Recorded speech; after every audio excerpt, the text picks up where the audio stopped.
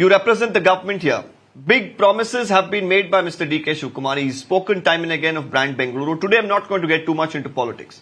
I'm going to talk, however, about the promises that have been made, not just by the Congress, by the BJP, by the JDS, and how many of them have been fulfilled. And today, everyone watching this, viewers, and of course the numbers are flashing on your screens for you to be a part of this show and tell us how you feel, because probably many of them are not able to get back home to spend time with their family because they're spending most of the time on the streets of Bengaluru because of this traffic menace. So Dhruv, what's the solution at hand? Is there a plan? Is there a strategy to ease this traffic problem? Because it's been over a year that you've been governing, your party has been governing Karnataka, but things are not really improving on the ground.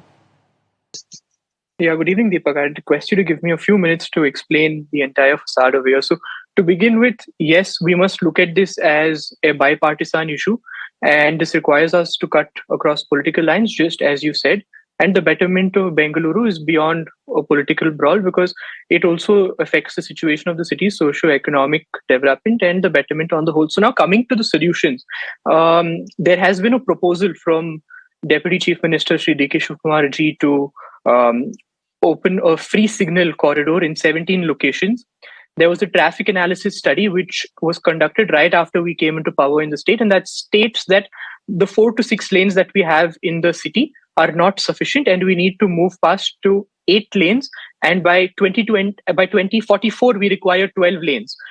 So keeping this in mind, even a recent double-decker flyover was opened at the Silk Board metro station, and there is a vision to make sure that more such flyovers are opened at all metro points.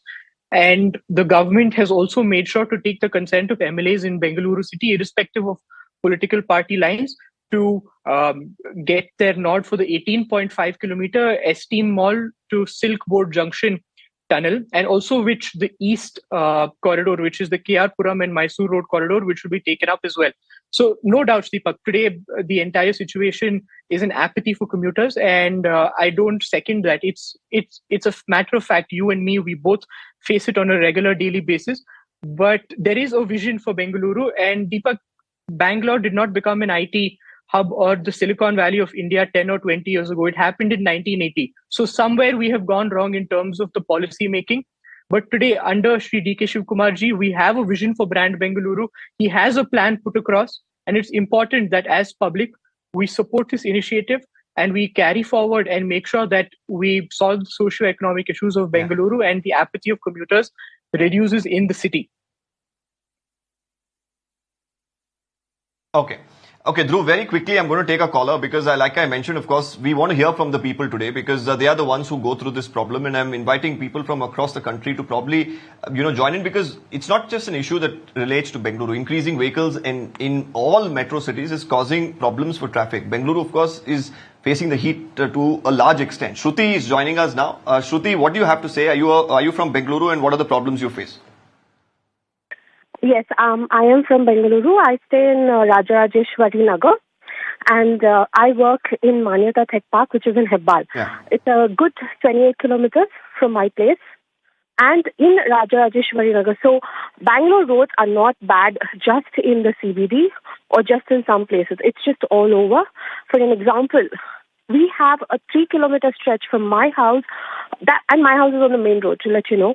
My house to Rajarajeshwari Nagar gate, it's just a 3-kilometer stretch, and it takes me a good 25 minutes for me to cross that 3 kilometers because of the fact that they've barricaded one of the sites to go ahead and do a development or a flyover or something.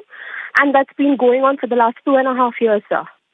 Yeah. And it's absolutely, now there is no progress at all. I don't see any progress for the last 1.5 years. And that's unpardonable, Shruti, because, that's unpardonable. And I think you make a very valid point.